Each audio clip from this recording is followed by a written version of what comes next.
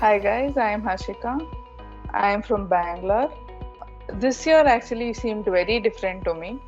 I wanted to learn baking, and yes, it happened because of Hunar online classes. Because I had a lot of things which I used to do at house, and at the same point, I joined into baking. And yeah, taking up time for baking was very happy for me because it was my passion.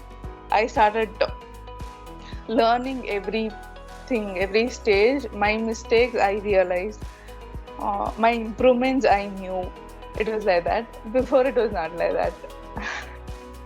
Yeah, 2022 really came up very nicely for me.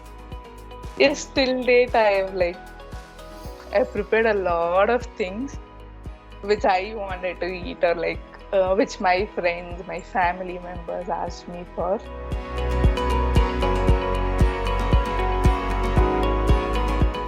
My 2023 resolution is like I want to open a bakery, but I feel like opening a social media first thing and then open a bakery.